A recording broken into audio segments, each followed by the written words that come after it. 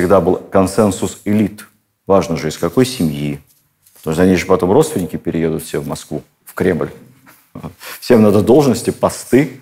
Фридрих ей отвечает, не без проблем в команде «Динамо Берлин» замены. У нее была токарная мастерская, и она вытачивала на токарном станке из кости, из янтаря разные поделки. Она придумала, по крайней мере, в нашей стране понятие эндаумент, фонда целевого капитала. Пережила и свою невестку, с которой всю жизнь она собачилась. Внешность, Барби. Вот просто Барби, только такая самая-самая топовая. Блондинка с вьющимися волосами, очень стройная, изящная. Считалась первой красавицей Европы. Иллюстрация к поговорке «не родись красивой». Счастья она не обрела.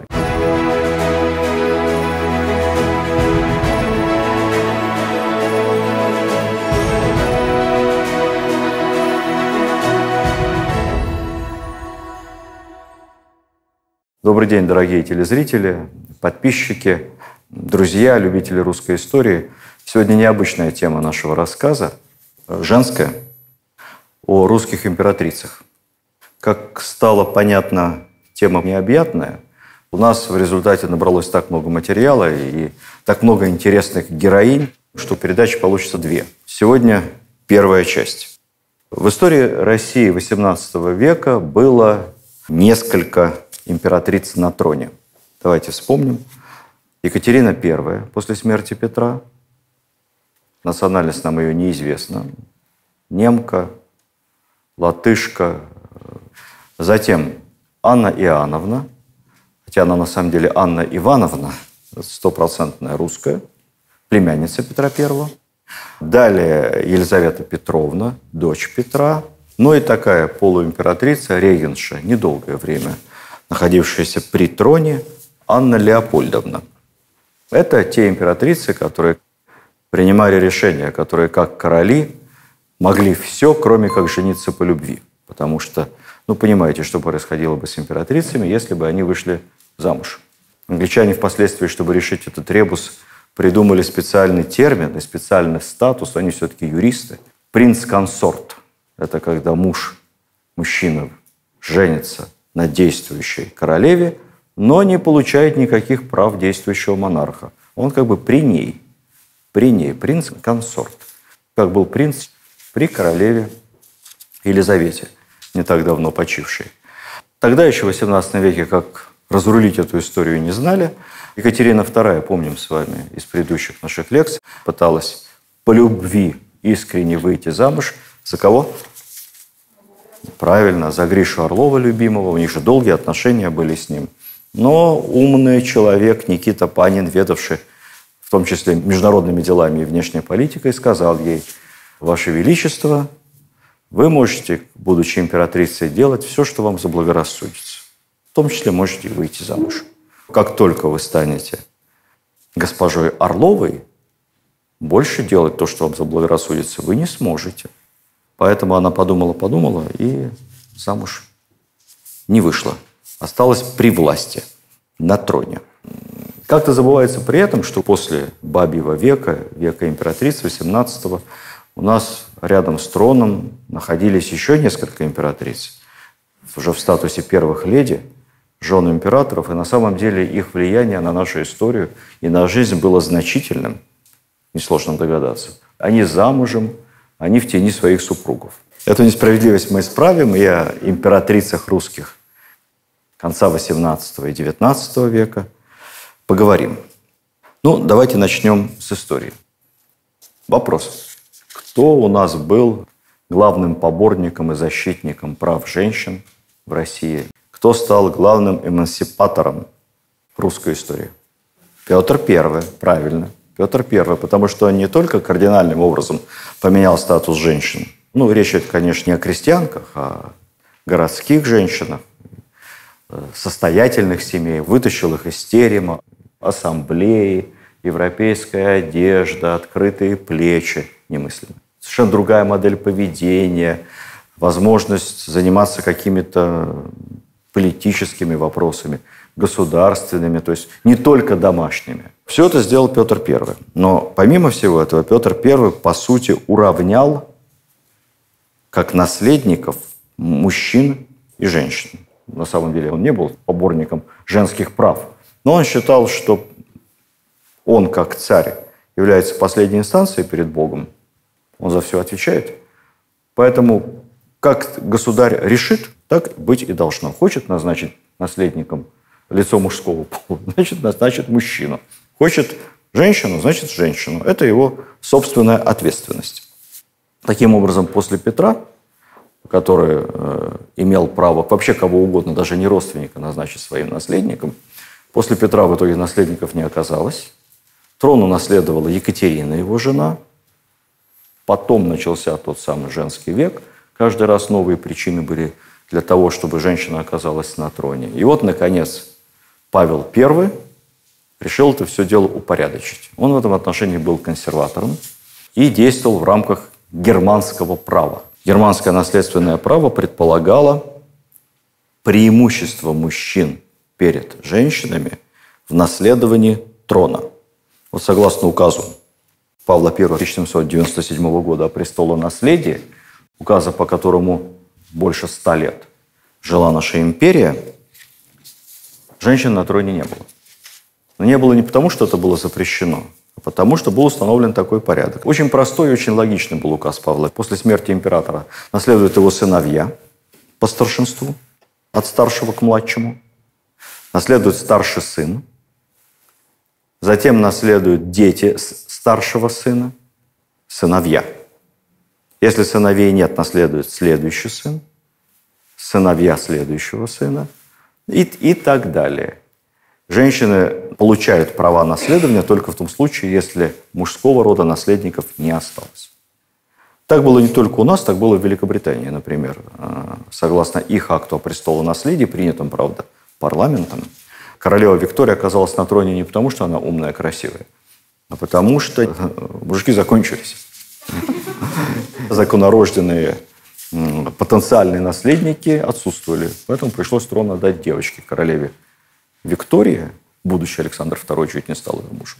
Потом ее супруг получил статус принца-консорта. Мария Терезия в Австрии точно по этому же принципу стала императрицей. Не было наследников, равных ей мужского пола. У Павла и последующих у всех Романовых проблем с сыновьями не было. Поэтому просто по очереди девочка ни разу на троне не оказалась. Но были императрицы, и императрицы через мужей на жизнь нашей страны влияли. Императриц было 6. Так, если мы посчитаем. 5 из них были немки. 1 датчанка. Что значит немки? Давайте разберемся сразу. Тогда же Германия – это понятие собирательное. Страны такой не было.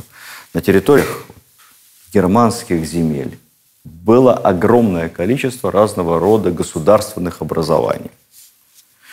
Герцогство, графство, маркграфство, курфюршерство, вольные города, одно единственное королевство – Пруссия. Все это вместе называлось Священная Римская империя, но это было аморфное образование. Она потом стала называться Священная Римская империя германской нации. Не хочу проводить ближайших аналогий, они будут несколько обидные, но если мы возьмем, например, Евросоюз, то Евросоюз гораздо в большей степени жесткое вертикальное государственное образование, чем тогдашняя Священная Римская империя. Поэтому представьте себе 300 суверенных гособразований на ее территории. Там, если считать всякую мелочевку, совсем маленькую, еще больше. 300 правящих домов. Представьте себе, сколько дочерей. Все дочери из правящих либо владетельных семей. То есть брак с ней для любого монарха не зазорен. Это равный брак. Это, кстати, понятие равного брака было не во всех государствах. Ну, где-то там в Англии, в Испании не так к этому относились педантично. Понятие равного брака появилось у нас, оно, опять же, в германском праве. И оно появилось у нас при Александре I, когда его младший брат Константин женился на польской графине.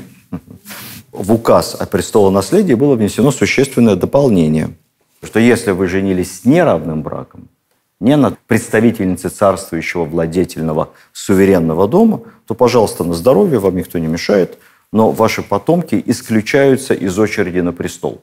Ваши дети не могут претендовать на российский престол. Все. Константин сделал такой выбор. Кстати, еще несколько Романовых делали такой выбор. У нас этот брак называется марганатическим. Тогда он назывался немного по-другому. Поэтому много немок, потому что их просто много. Огромный выбор. Можно выбрать красивую, здоровую девушку, их сотни. Королевство маловато, конечно, принцесса на горошине. Все читали, да? Но зато принцесса, а не абы кто. Первая жена императора Павла, Наталья, тогда он еще был наследник, умерла рано при родах, поэтому о ней мы подробно рассказывать не будем. Вторая жена его, Мария, прожившая долгую жизнь. Затем супруга Александра I, Елизавета, тоже немка. Александра, жена Николая I. Мария, жена Александра II. Опять же Мария, и опять Мария Федоровна, тоже, как и первая наша героиня, жена Александра III, и Александра Федоровна, жена Николая II, о которой мы говорить не будем, потому что это уже 20 век. Из 6, соответственно, 3 Марии, 2 Александры. Это, естественно, их не настоящие имена, не данные им при рождении. Это русские имена, которые они получили при крещении в православие. Настоящие имена у них были, как принято в Европе. Помним, как звали Екатерину II? София Августа Фредерика фон Анхальцербст. Ну, Анхальцербст, понятно, фамилия по владению. И несколько имен. Фредерика Фике, ну, сокращенно. А вот еще, кто поймет, о ком речь. Виктория Алиса Елена Луиза Беатриса Гессен-Дармштадтская. Это жена Николая II. Алекс, Александра. Значит, почему такие длинные имена? В европейской традиции давать несколько имен. И мальчикам, и девочкам несколько святых как бы его защищают. Причем могут быть имена быть как святых мужского пола, прости господи, так и женского. Поэтому у мужчины могут быть одно из имен женское. Это нормально. Несколько покровителей у такого человека. С учетом того, что надо проводить отдельные крестины в честь каждого из святых, то, наверное, это целый процесс. Далее еще дают имена в честь родственников, помимо этого, там, теток, бабушек. Ну и, соответственно, владетельным персонам могут давать несколько фамилий по названиям владений, которыми они владеют. Причем эти фамилии могут дополняться. Вышел замуж, это в дополнительное владение присоединилось или женился, и еще одна фамилия получается двойная. Вот назову вам, угадайте, Пабло Диего Хосе Франциско де Паула Хуан Немопусена Мария де лос Ремедиос Сиприано де ла Сантиссима Тринидад Мартир Патрисия Руис и Пикассо. Оставляем первое, последнее слово. Это Пабло Пикассо. Его полное испанское имя. Екатерина I. Настоящее имя ее, ну, мы точно, опять же, не знаем. Общепринято считать, что это Марта Скавронская, крестившись в православие, стала Екатериной Алексеевной Михайловой. Екатерина, не знаю почему, Петру нравилось, наверное, имя. Алексеевна почему? Потому что крестным отцом ее был царевич Алексей, сын Петра, а Михайлова, потому что по мужу. Ну, не Романова же давать фамилию. Петр I везде представлялся поручик Михайлов, поручик-бомбардир или капитан-бомбардир Михайлов. Вот, псевдоним. Это все равно, чтобы Крупская стала Лениной. Екатерина стала Михайловой. Екатерина II стала Екатериной по решению, естественно, императрицы Елизаветы в честь той самой Екатерины I, мамы Елизаветы. У нас сегодня много будет родственных связей, поэтому готовьтесь к этому. Иногда, чтобы проще было, подходили тактично, то есть не новое имя давали, а просто переиначивали имя европейское, лютеранское. Ну, например, жена Александра Елизавета, она Луиза. Переделали, стала Елизаветой. Почему они Федоровны? Потому что в честь Федоровской иконы Божией Матери. Эта икона царская. Считается, что с этой иконой первый Романов Михаил был благословлен на царство, поэтому отчество очень часто Федоровны. Ну, не всегда. Ну, как раньше цари выбирали невест на Руси. Ну, давайте возьмем уже поздний период. Наиболее известная история со смотринами, которые провел отец Ивана Грозного, Василий, нами сейчас всеми забытый, Василий III, в духе византийской традиции провел смотрины. Считается, что в смотринах участвовало, одни писали 500 девушек, самых лучших, другие авторы 1500. Я, честно говоря, не думаю, что он выбирал из такого огромного числа, там, скорее всего, было кому выбирать. Ему дали там уже ограниченное количество, потом это все-таки всегда был консенсус элит. Важно же, из какой семьи. Потому что они же потом родственники переедут все в Москву, в Кремль. Всем надо должности, посты, полномочия. Передел будет рынка политического. Поэтому всегда консенсус элит. Василий III выбрал Соломонию Сабурову. Грозный тоже устраивал большой смотр. Он разослал везде послов. Они отсматривали на местах. Потом, в конце концов, опять же, мы точно не знаем, но если верить воспоминаниям современников, иностранцев, якобы 2000 лучших девушек привезли в Москву. Грозный выбрал Анастасию Захарину Юрьеву. Когда первая его любимая жена скончалась, как он сам считал, ее отравили, были назначены повторные смотрины. Опять 1000 девушек съехались, многоступенчатый отбор, потом осталось 24. Их там кто-то отсмотрел, там же был и медицинский смотр, все как положено. Потом 12. Вот из 12 Грозный выбрал Марфу Собакину. Фамилия такая резкая, а на самом деле, посмотрите в интернете, по останкам, по черепу восстановлена ее внешность нашими учеными-антропологами. Это просто очень красивая женщина. Марфа Собакина. Марфа Васильевна. Да, Марфа Васильевна. Та самая. Цари без выходных работают, Марфа Васильевна. Все в трудах. Вот это она. Вот Марфа Васильевна Собакина скончалась через 2 недели после свадьбы. Вы сейчас поймете, что работа невестой царя или молодой женой смертельно опасна. Поскольку девушки-то все остались, финалистки, то Иван Грозный, недолго думая, выбрал ту, которая заняла 2-е место на конкурсе. Сразу, пока не разъезжались. Заодно, опять же, не пропадать же добру, еще и сына своего женил. Тоже из числа финалисток. Ивана. С девушкой, которая была серебряная медаль, что-то у Ивана Грозного не получилось, поэтому через полгода они развелись в понятиях того времени. Ей повезло, Анна ее звали, отправила в монастырь. И ее ждала очень счастливая судьба. Она в этом монастыре потом стала игуменей, к ней все хорошо относились. Она пережила и Грозного, и Федора Иоанновича, и всех Лжедмитриев, и Бориса Годунова. И скончалась в глубокой старости, 70+, по тем временам, в полном уважении, настоятельницы монастыря, уже совсем при Романовых. Михаил Романов тоже выбирал на таких же смотринах свою жену. Роман можно писать, потому что он там выбрал. Родственникам не понравилось. У нее резко заболел живот у выбранной.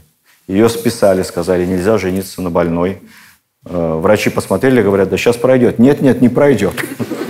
Поверьте, не пройдет. И они сразу уехали вместе с семьей куда-то там, в Тобольск. Долгое время бастовал Михаил Романов. Девушку любимую у него отобрали. В конце концов, мама подобрала ему хорошую невесту, женился, заболела на 2-й день после свадьбы, через несколько месяцев умерла. Видимо, элитного консенсуса не было. Кому-то она сильно не нравилась. В конце концов, когда поняли, что происходит, следующая свадьба проходила в таких обстоятельствах. Значит, тоже смотрины, а результат засекречен. То есть, кто понравился царю, не оглашалось. То опять живот заболит, понимаете? Только за 3 дня до венчания, до узкого круга ограниченных лиц было доведено, кого царь выбрал. И эти же люди были допущены на свадебный пир. Больше никто. Так, в конце концов, появилась мама Алексея Михайловича и, соответственно, бабушка Петра I. Она, слава богу, осталась жива. Вот все это благолепие с выборами русских девушек неравного статуса, не царского, наш Петр I разрушил, всю эту традицию сломал, влюбился в непонятно откуда взявшуюся, понятно откуда взявшуюся, Марту Скавронскую, будущую Екатерину, простолюдинку, на всех наплевал, и венчал ее не просто на царство императрицы. Но сына своего, Алексея, он уже по дипломатическим канонам женил. Очень выгодным браком. Супруга царевича Алексея, Шарлотта Кристина София и так далее, была сестрой жены наследника австрийского престола. Петр II – это их сын. То есть, таким образом, мы породнились с одним из самых, ну, если не самым, знатным и влиятельным домом в Европе с Габсбургами, причем на верхнем уровне. Вот если бы Петр II так рано не умер, если бы она не скончалась, если бы царевича Алексея была судьба более успешной, то у нас могла быть интересная ситуация между Петербургом и Веной. К слову сказать, Мария Терезия, прославленная императрица австрийская, королева Богемии, Венгрии и так далее, она была племянницей невестки Петра I. Мария Антуанетта, та, которой голову отрубили, была внучатой племянницей, дочь Марии Терезии. Через этот брак родственниками со всеми в Европе. Мария Антуанетта вспомнили? Вот Мария Антуанетта, какой у нее имидж? Отвлечемся чуть-чуть. И что там, у вас кончился хлеб? Ну, пусть едят пирожные. Вот все, что мы про нее знаем. Ей за это, понятно, отрубили голову. Но все же на самом деле гораздо сложнее. Про пирожные она ничего не говорила. Есть другая фраза Марии Антуанетты, которая выдает в ней поразительные выдержки и остроты человека. Ее же судили, революционный конвент выносил решение о казни, голосовали в парламенте, здесь в Госдуме, голосовали за казнь через отрубание головы. Ей предъявляли обвинения, прокуроры выступали от народа, от революционного французского. Ее обвиняли во всем, ну, естественно, там, в измене, в том, что она работала на австрийцев, оскорбляла французских женщин методом навязывания им чуждой Франции прически. Потому что высокая прическа, и весь двор копировал эту высокую прическу за законодательницей мод королевой Марией Антуанеттой. А оскорбление заключалось в том, что некоторые умудрялись докопировать до такой степени, что они не могли стоя войти в карету. Более того, не могли сидеть в этой карете. Очень высокую прическу перекопировали. Поэтому в карете они ехали на коленях, чем оскорбляли французскую нацию. Думать надо, когда обезьяничаешь. Она все время молчала, все слушала. Потом ее обвинили еще, в конце концов, в кровосмешении в связи с собственным сыном, подростком. Тут она уже не выдержала и закричала. Тут есть, говорит, хоть одна женщина, хоть одна мать здесь в зале. Вы до чего додумались вообще? Как это вообще возможно? Да вот, когда Мария Антуанетта зашла на плаху, он посмотрел. Во Франции же это всегда шоу, отрубание головы. Посмотрела вокруг, сказала: да, друзья, мои проблемы, поверьте, сейчас все закончатся. А вот ваши только начинаются. Как в воду глядела. Потому что потом-то там все и понеслось. Весь якобинский террор и все последующее.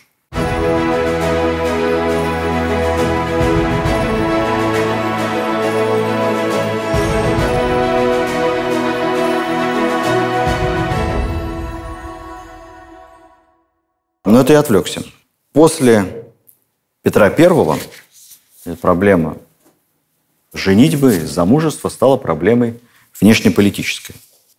К этой проблеме Екатерина подошла очень серьезно. Она выбрала хорошую страну, с которой надо укрепить отношения политические, Пруссию, сильнейшее из германских государств, Фридрих Великий. И вот решила с ним посоветоваться, кого лучше подобрать в жены своему сыну Павлу. Решили тоже провести смотрины, то есть такую демократию брачную, но ограниченную. Павлу предложили на выбор 3 девушек. Все они были сестрами, дочери одного ландграфа. И ландграф – это тоже суверенный правитель, подчиняется напрямую императору, поэтому брак считается равным. Фридрих очень хотел этого брака. И вот все эти 3 сестры, как у Чехова, приехали в Москву. Павел посмотрел, пообщался с одной, с другой. Выбрал одну. Обидно, не из 2000, из 3. Крестили ее как Наталью, но она, к сожалению, умерла при родах. И ребенок тоже родился мертвым. Павел был безутешен. К слову сказать, он очень любил свою супругу. Стране же нужен наследник. Поэтому мать, она опять списалась С Фридрихом давайте срочно новых. Власть нестабильна, без наследника. Фридрих ей отвечает, не без проблем в команде «Динамо Берлин» замены. Вот такая в ГДР была команда. Пришлю вам сейчас еще хорошую девушку, тоже из хорошей семьи. Она Екатерине очень понравилась, потому что отец этой немецкой девушки был из Штеттина, город Екатерины. Более того, он занимал ту самую должность при дворе прусского короля. Он был комендантом Штеттина, военным. И родилась эта девушка в том самом Штеттинском замке, где родилась сама Екатерина. Поэтому, конечно, воспоминания о молодости нахлынули. Она говорит, присылайте эту штеттинскую красавицу. Проблема была в том, что девушка была уже помолвлена. Ну, это разве вопрос? Жениху дали отступные. И она поехала в Москву. Снова выбрала сыну мать, жену. И снова выбрала удачно. И опять Павел искренне влюбился в нее. Что лишний раз говорит, что когда умные родители делают выбор за детей в таких вопросах, очень часто, почти всегда, он бывает правильным. Павел влюбился. Крестили ее как Марию Федоровну. Чем она на Павла произвела впечатление? Во-первых, очень быстро выучила русский язык. Она своему жениху, мужу потом, писала письма только по-русски. То есть не на французском, не на немецком, который прекрасно им владел, по-русски. Во-вторых, она, узнав, что Павел, или не знала, может быть, совпадение, но я в такие совпадения не верю, она сразу сказала Павлу, что ее любимые предметы – это геометрия и математика. И они вдвоем там какие-то решали математические задачи, чертили фигуры. А Павел был очень хорошим математиком. Помните, я вам как-то рассказывал. Если бы он не был наследником престола, то мог бы стать великим математиком, как говорили его учителя. Вот эта любовь к геометрии и математике их объединила. Она была, как вспоминали, цитирую, во-первых, высокого роста, выше Павла, на полголовы. Близорукая, статная, свежая блондинка, высокая, склонная к преждевременной полноте. Типичная немка, как из кино. Очень здоровая, ничем никогда не болела практически. Вставала в 7 утра, обливалась ледяной водой всегда, до старости. И пила очень крепкий кофе вместо завтрака, что тоже объединяло ее с Екатериной. Екатерина, помним с вами, тоже вместо завтрака всегда пила кофе. Она была сторонницей интервального голодания. А бисквиты скармливала собачки. Сохранились дневники Марии Федоровны. Тогда все порядочные девушки вели дневники, стихи писать, или просить, чтобы кто-нибудь написал стихотворение, подарил, ну или какие-то личные переживания. Вот в дневниках есть одна запись, которая хорошо молодую Марию Федоровну характеризует. Цитирую. «Нехорошо, чтобы женщина приобретала слишком обширные познания. Воспитывать в добрых нравах детей, вести хозяйство, наблюдать за прислугой, блюсти в расходах бережливость. Вот в чем должна состоять ее учение и ее философия». Идеальная жена. Киндер, Кюхень, Кирхен. Поэтому очень нравилась она бабушке Екатерине. В политику не влезала. Попробовала, кто бы ее пустил. Екатерина и сына своего от политики держала подальше. Через год родила первого ребенка в 18. Сразу же Александра Первого. Ну и потом 10 детей. Последнего Михаила родила в 39, после чего и лейб-медик запретил дальше рожать, потому что говорит, проблемы могут начаться по женской линии, лучше остановитесь. Родила 10 детей, но поразительно другое. 9 выжило. И только одна девочка скончалась в младенчестве. 9 выжило, и это поразительный результат для того времени. Мать Мария поддерживала семейный очаг, одевалась всегда, немка, с иголочки, большой педант в этом отношении. Ее никто не видел вне пределов домашних покоев, не в парадном платье. Она всегда в корсете затянута, в любой обстановке. Никаких треников, никаких халатов, никакой рабочей одежды, парадное платье всегда, корсет. Кстати, таким же педантом, к вопросу о генетике, потом стал ее старший сын Александр I. Помним, что больше всего раздражало Александра I? Когда на письменном столе у него на рабочем бумаге не под прямым углом лежат, или карандаши не так заточены. Все, сделать выговор камердинеру. Вот она педант. Очень хорошо рисовала. Если поедете в Павловск, посмотрите, там ее картины. Как говорят профессионалы, действительно очень хороший. Причем она рисовала не только на бумаге, и на фарфоре, и на стекле. Профессионал. Пела, играла на нескольких инструментах.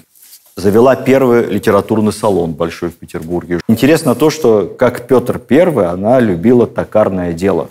У нее была токарная мастерская, и она вытачивала на токарном станке из кости, из янтаря разные поделки, брала уроки у самых лучших мастеров. Вещи эти сохранились, они есть в музейных коллекциях. Медали, там, медальоны, фигурки. Все это делала в парадных платьях и в корсете. Знаете, мучилась, пыхтела, но лицо не теряла. Четко понимала, кто начальник. Вот пока была жива Екатерина II, все, она главная. Потом правит муж Павел, он главный. Но когда Павел умер, вот тут ее властный характер проявился. Она решила, что она старшая, она глава семьи, она будет руководить императором Александром. Потом уже на старости лет пыталась руководить Николаем I.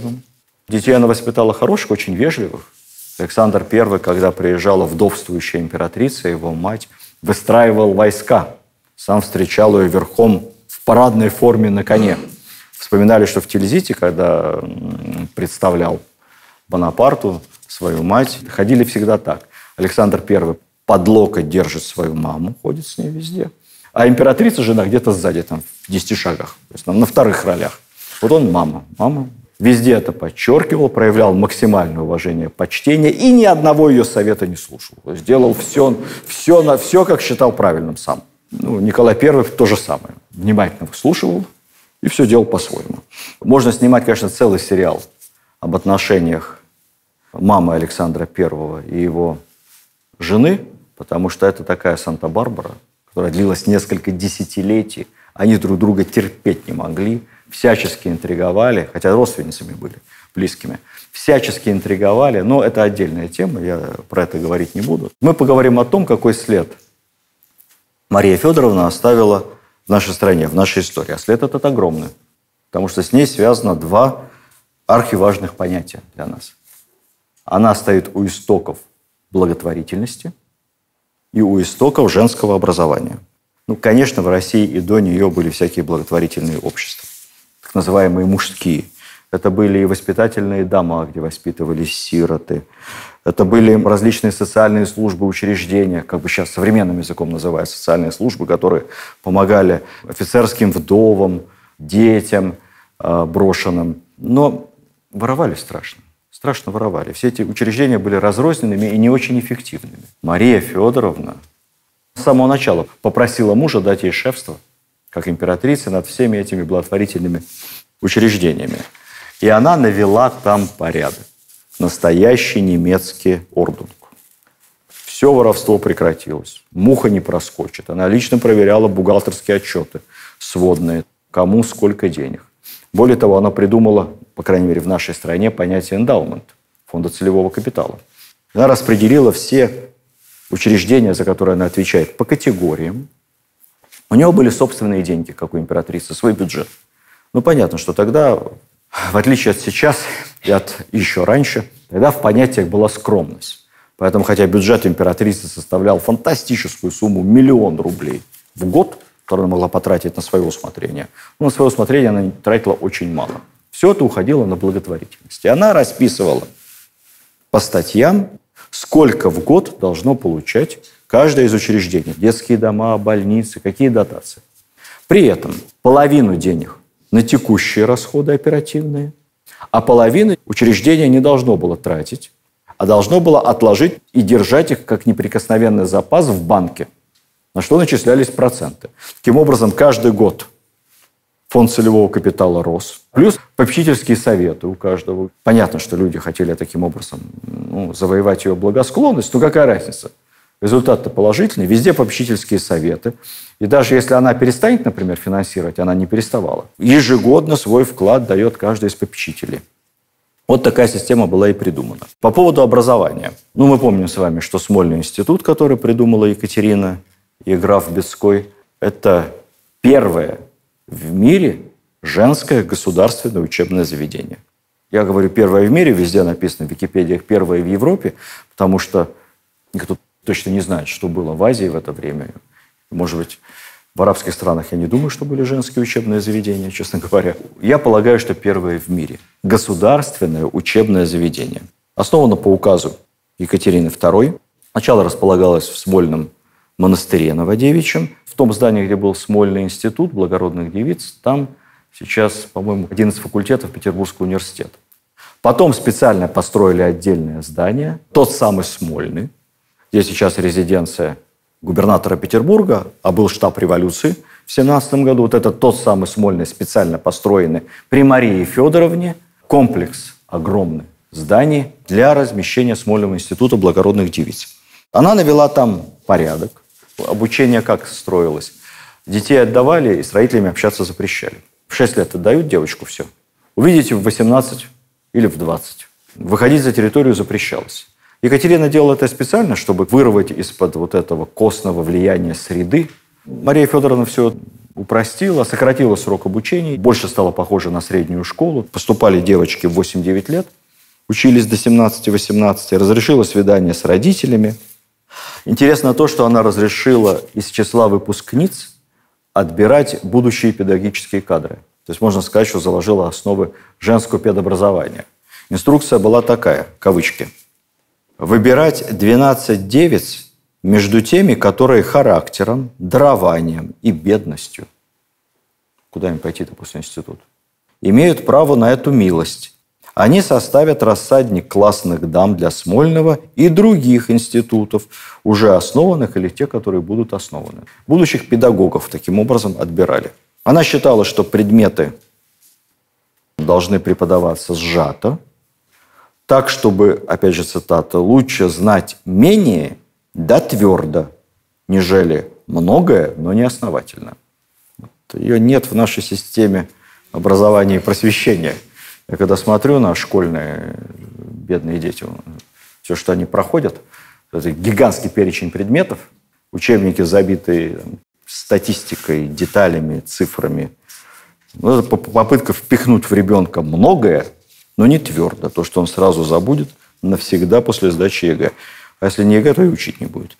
Там подходы были другие, достаточно здравые. Дальше. Детские дома. Детские дома, конечно, появились до Марии Федоровны, но она все систематизировала. Она взяла шефство над первым большим московским воспитательным домом для сирот. Этот дом был еще основан при Петре Первом, но там была ужасная ситуация. Там принимали подкидыши. Подкидывали, на порог клали. Их брали, воспитывали, содержали за государственный счет. Потом как-то пытались пристроить. Смертность чудовищная, потому что не было ни врачей, ни сестер милосердия никаких. Ну вот кто выживет, тот выживет. Такой же примерно дом был и в Петербурге.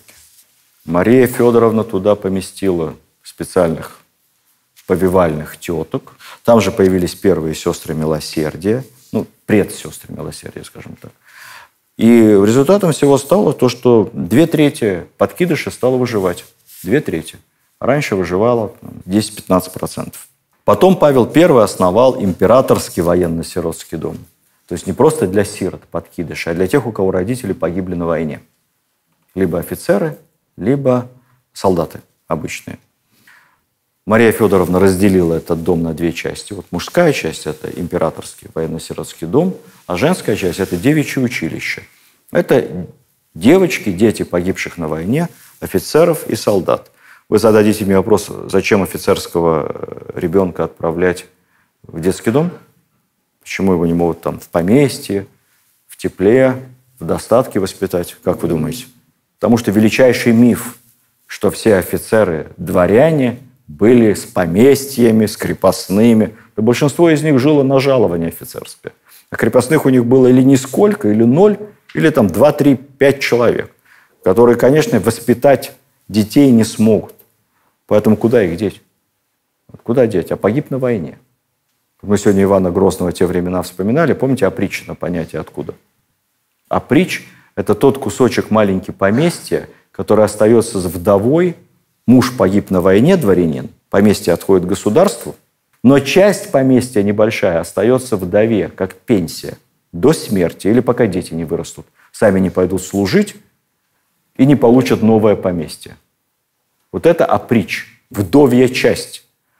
Нет человека поместья. Поэтому брали детей в такого рода сиротские дома. Потом, например, если девочка из этого учреждения Мария Федоровна выпускалась, она получала приданное при замужестве, приличное, 500 рублей, если она дочь офицера. И сколько, вы думаете, дочь солдата? 300. Не очень большая разница между дворянской дочерью и солдатской сиротой. Не очень большая. Дома престарелых тоже появились при Марии Федоровне. Назывались вдовьи дома. В Москве были основаны, в Петербурге, потом в Новгороде, в Ростове. Туда попадали вдовы, уже не сироты, а вдовы убитых или умерших от ран офицеров, у которых нет поместья, нет не на что жить. И они там содержатся за государственный счет. Кстати сказать, поскольку там социализация, есть с кем поговорить, то некоторые вдовы даже туда шли и платили за содержание. То есть, называется, содержатся своекоштно. Потому что там интереснее, там уже на старости лет, чем где-то там одной в глуши в Саратове сидеть. Спецшколы для детей с особенностями появляются при Марии Федоровне. Первая спецшкола для глухонемых детей, тоже ее распоряжением. Она встретила где-то глухонемого ребенка, который, естественно, совершенно был десоциализирован, ничего не знает, ничего не понимает. И ей подсказали, что есть профессор во Франции, который умеет глухонемых учить и читать, и по специальной системе, и как-то там в этом деле разбираться. Они становятся частью общества. Профессора выписали, еще и с другими преподавателями. Вот первая школа для глухонемых появилась именно тогда. На ее личные средства, естественно, все это делалось. Далее, роддома первые, государственные. Повивальный институт. Вот на обзорной экскурсии по Петербургу вам обязательно показывают здание 12 коллегий, где сейчас Петербургский университет. Вот напротив здания 12 коллегий находится здание первого повивального института, или, как он назывался потом, Императорский клинический повивальный институт ведомства учреждений императрицы Марии. И здесь мы впереди планеты всей. Первое в мире специализированное учреждение, которое занимается вопросами акушерства и гинекологии. Сейчас это не акушерство и гинекология, репродуктология имени Отто. Все сохранилось, все осталось. Мы были настолько продвинуты в этом отношении, что еще задолго до появления ООН и Лиги наций, когда появились официальные международные языки международных организаций, у международного сообщества Конгресса акушеров и гинекологов русский язык входил в число, по-моему, 3 или 4 официальных языков. Такой был авторитет этой части медицинской науки, созданной императрицей. У нее оказалось так много разного рода учреждений, сиротских приютов, домов, больниц, основанных для бедных, каких-то судных касс, потому что под всем этим еще находились какие-то финансовые инструменты, опекунских советов, учебных заведений, что была создана целая канцелярия личная императрицы Михаила Федоровны, которая этим занималась. А после ее смерти Николай I все это преобразовал в 4-е отделение, поднял статус. 4-е отделение его императорского величества канцелярии, которое занималось только благотворительностью, только работой с этими учреждениями, их финансированием, контролем и прочее. Мы про 3-е отделение все знаем, которое спецслужбы, Бенкендорф. А 4-е отделение – это вот как раз благотворительность. Бывшая канцелярия императрицы Марии Федоровны. Потом целое министерство образовалось, которое так и называлось по традиции канцелярия императрицы Марии. По сути, это было министерство благотворительности, оно распределяло императорские личные деньги среди этих учреждений, следило за кадрами, программами, все как положено. Полноценное ведомство. У ведомства был герб, знаете какой? 100% вы его видели. Потому что примерно такой же герб является сейчас эмблемой Петербургского педуниверситета имени Герцена.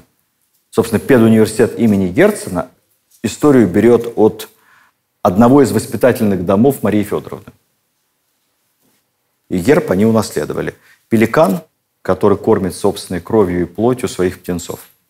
Как символ самоотверженной родительской любви. Птенцы голодные, и родитель с собой кормит своих птенцов. А также символ попечения государя. Своим народом он заботится как отец. Сейчас вот прошедший год был год педагога и наставника. И логотип этого года – пеликан. Правда, без крови. Мария Федоровна пережила не только своего мужа убиенного, но она пережила и старшего сына Александра, и войну с Наполеоном, и восстание декабристов, и свою невестку, супругу Александра, с которой всю жизнь она собачилась. Умерла в глубокой старости, под 70. Похоронили в Петропавловском соборе между мужем и сыном.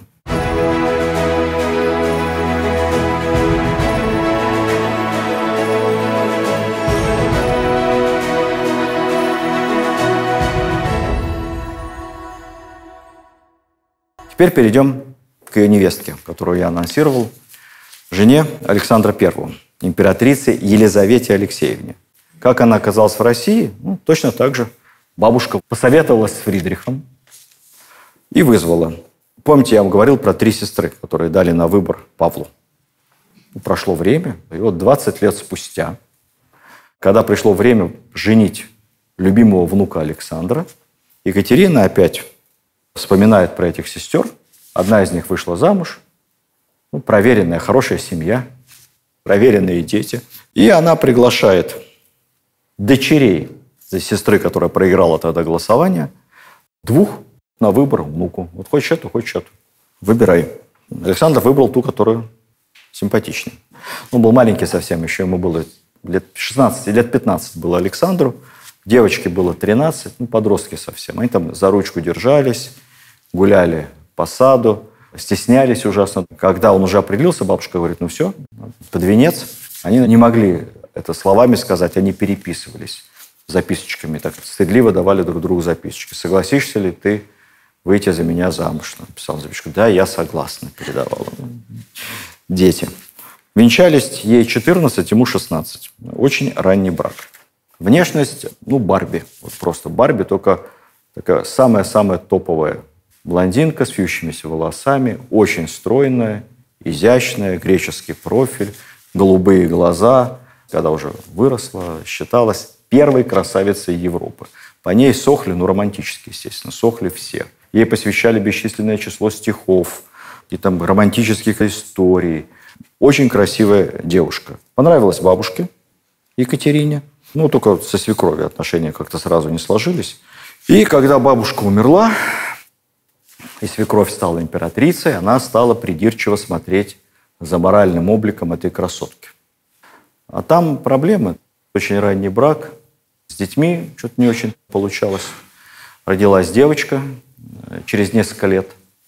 Бабушка говорит, почему девочка темненькая? Александр блондин, ярко выраженная. Это блондинка с голубыми глазами. Это какая-то темненькая. Она же законы Менделя не знала наследственности. Ген может выстрелить спустя много поколений. Не то. Изменяет. Давай следить еще. Александр тоже вертопрах. Он охладел к ней почему-то. Он стал заводить шашни на стороне. Дальше Александру приписывается огромное количество внебрачных детей. 10, 11. Все это непонятно. Все это не доказано. Все это, если начать погружаться в источники, полная путаница. Там пишется, что у него было его многолетней любовницы Нарышкиной 6 детей. Потом смотрим, у самой Нарышкиной официально 5 детей. Куда делся 6-й, неясно. При этом из этих 5 часть считалась детьми ее мужа официально. К этому надо относиться ко всему очень-очень скептически. Но то, что по ней сходила с ума вся дворянская молодежь, и даже Пушкин, который был, мягко говоря, сильно моложе, но известно, что он стихи писал о какой-то Елизавете. Но есть, конечно, совершенно скабрезная история про то, как Пушкин, будучи учеником Царско-сельского лицея, там цари же по соседству живут, подглядывал из кустов за тем, как купается в пруду императрица Елизавета Алексеевна. Не очень верю в это. Что точно, что правда, чем она еще нравилась своей нареченной бабушке Екатерине? Она была очень либеральных воззрений, очень умна, много очень читала, поддерживала в либеральных реформах своего мужа, в отличие от мужа, который северный сфинкс, совершенно была лишена качества как притворство, хитрость, лицемерие, что, конечно, осложняло ее жизнь при дворе. Карамзин – это ее, собственно, протеже. И никакой бы истории государства российского без Карамзина бы не было, а Карамзина бы не было без Елизаветы Алексеевны, которая очень его ценила, они часто беседовали. И Карамзин восхищался ее умом. Занималась благотворительностью. Правда, все это в тени, опять же, свекрови. У свекрови система, у нее миллион рублей бюджет в год. У нее куча учреждений. Но, тем не менее, Елизавета Алексеевна тоже учреждала училище для сирот. Сеть была создана со временем. Заведение под названием «Училище трудолюбия».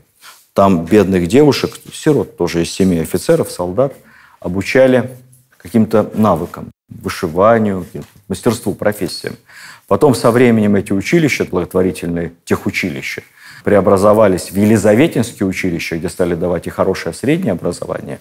И в XIX веке это были престижные женские учебные заведения. Туда не попасть. Туда даже не сироты пытались всячески записаться. Выпускницы этих училищ очень ценились. Патриотическое общество во время войны с Наполеоном было создано, женское патриотическое общество. Оно уже потом, после победы, тоже стало большой благотворительной организацией, разросшейся. У нее на попечении находились школы специальные, частные. Вот это тоже полностью инициатива Елизаветы Алексеевны, она этим занималась. Прекрасно владела множеством иностранных языков, музицировала. Со временем ее отношения с мужем, кстати сказать, после войны, как раз 1812 года, восстановились личные. Она везде сопровождала мужа за границей. Во время Венского конгресса жила в Вене вместе с ним во дворце, познакомилась с Бетховеном, помогала Бетховену. Бетховен очень любил послушать, как она музицирует. И потом посвятил ей несколько произведений своих. Они так и издавались, как посвященные русской императрице Елизавете. Вообще, со временем они повзрослели, Александр и Елизавета. Александру стали неинтересны все эти любовницы. Стали довольно трогательные отношения.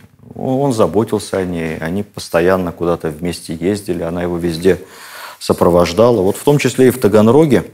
Почему Александр умер в Таганроге? Он повез свою жену на юг, потому что она плохо себя чувствовала. Оставил ее в Таганроге. Уехал в командировку, как бы сейчас сказали, в Крым.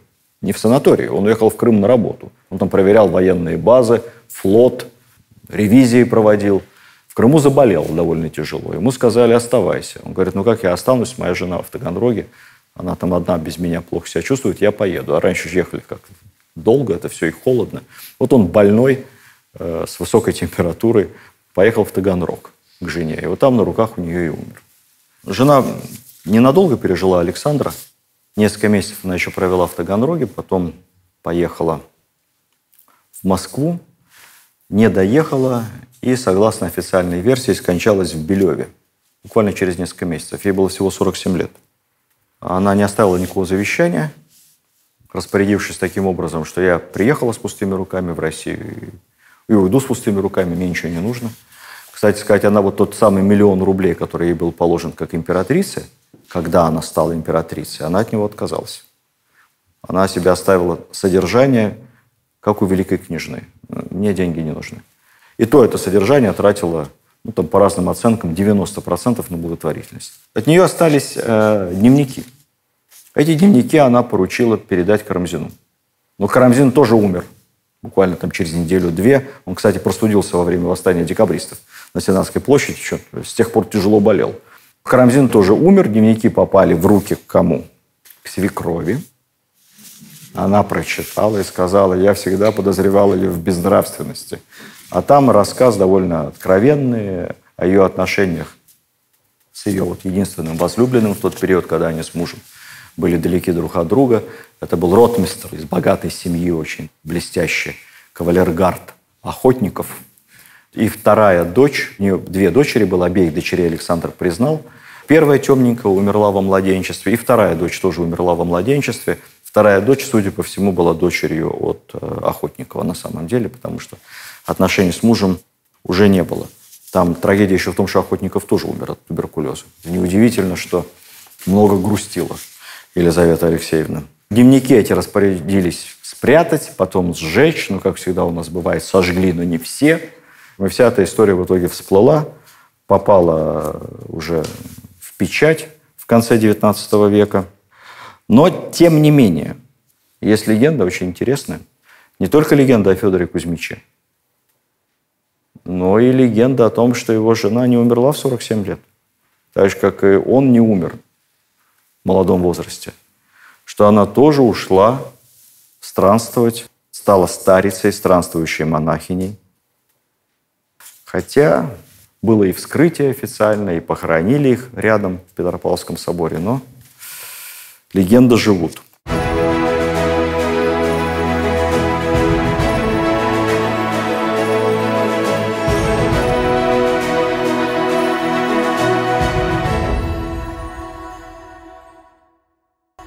Поговорю немного о памяти Марии Федоровны и Елизаветы Алексеевны. С Марией проще. Во-первых, Мариинский канал и вся Мариинская водная система. На северо-западе это часть Волго-Балтийского речного пути, так называется решением Павла I не просто в честь жены, а в честь того, что деньги на строительство этого канала были взяты из ее кассы императрицы. Поэтому в ее честь назвали. Мариинская больница в Петербурге на Литейном проспекте, это созданная ей больница, потом находилась под управлением ее канцелярии. Мариинская назвал сын Николай I в честь матери. Такая же Мариинская больница была и в Москве. Но в Москве сейчас это не больница, а часть первого меда, какой-то из лечебных корпусов. А в Питере это по-прежнему полноценная городская больница.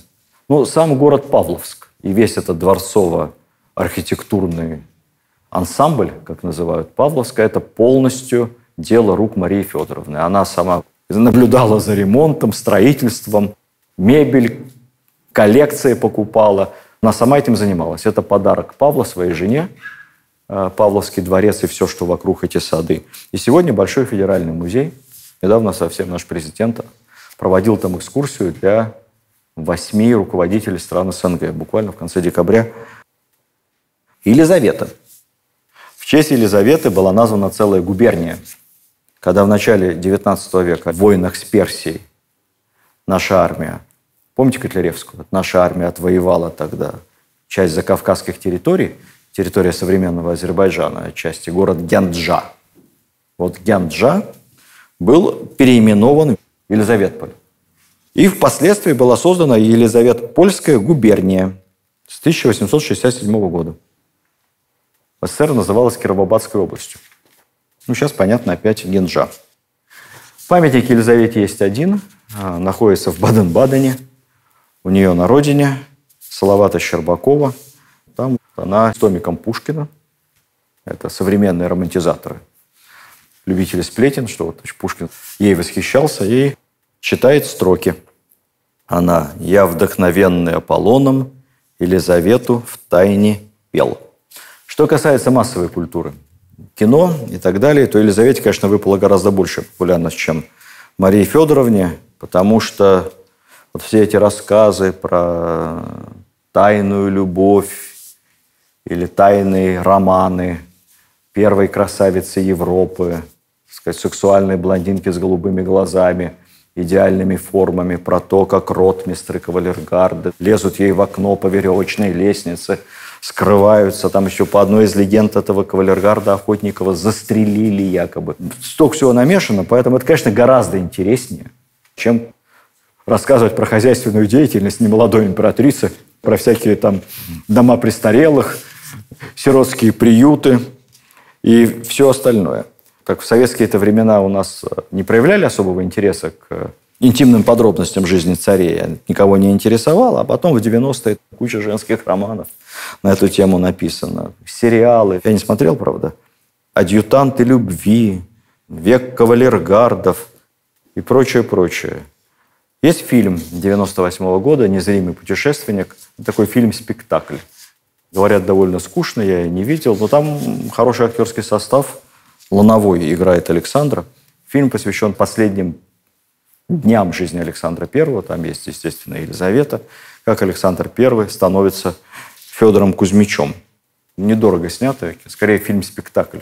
Если хотите почувствовать разницу в кинематографе 90-х и сегодняшнем, посмотрите «Незримый путешественник» и «Союз спасения». Вот он. Бюджеты, размах. Они были очень разные. У Марии Федоровны был талант находиться в тени. Сначала она очень умно находилась в тени Екатерины Великой, потом в тени своего мужа, потом в тени сына Александра. Ну, понятно, что подруливала. Оставила огромное наследство. Не только 10 детей, но и материальное наследство, больницы, детские дома, дома престарелых, училища, учебные заведения, образцовая мать, жена, первая леди, вдовствующая императрица. Елизавета – полный контраст с судьбой свекрови, иллюстрация к поговорке «не родись красивой». Счастья она не обрела, ни детей, с мужем все так сложно. Если мы о ней помним, то вот благодаря этим сериалам «Клубничку» про кавалергардов, которые лазили к ней в окно. Пару слов про Веру-молчальницу, ту самую старицу, которую многие идентифицируют с Елизаветой Алексеевной. Неизвестно откуда взявшаяся в это же время немолодая женщина приняла обет молчания, молчала 25 лет. Ее считали сумасшедшей, продержали какое-то время в сумасшедшем доме, потом в тюрьме. Потом неожиданно приехала графиня Орлова, лично из Петербурга. Та самая дочь Алексея Орлова, единственная дочь его, Орлова-Чесменская. Дала денег всем. Эту Веру, молчащую по-прежнему, отвезла в монастырь. Там она жила, когда... там у них тоже были не очень отношения с настоятельницей. Какая-то блатная приехала монахиня. Якобы настоятельница монастыря, такая есть история, пожаловалась митрополиту или епископу, кому-то из начальства церковного, что нельзя ли эту куда-нибудь выгнать, вот эту нелюдимую инокиню. Посетители к ней много ходят. Она записочками с ними общается. Он сказал: кого выгнать? Нас тут самих с тобой вместе сразу выгонят, если хоть пальцем ее тронешь. Что не трогай. И вот эта Вера-молчальница прожила очень долгую жизнь, скончалась уже после Крымской войны. К ней приезжал, по легендам, Николай I. Долго с ней, несколько часов общался через записочки. Он ей что-то пишет, она ему пишет. Потом он все сжег, выйдя из кельи. Многие верили в то, что это действительно Елизавета. Лев Толстой так считал. Некоторые члены семьи Романовых. Такая легенда. На самом деле, конечно, это маловероятно, мы с вами понимаем, но легенда красивая. Здесь как с Федором Кузьмичем. Вопрос в том, что Елизавета могла стать Верой-молчальницей, понимаете? Могла стать. Так же, как Александр I своим характером и своим образом жизни последних лет мог стать Федором Кузьмичем. Поэтому эта народная легенда как бы саму идею очень точно отражает.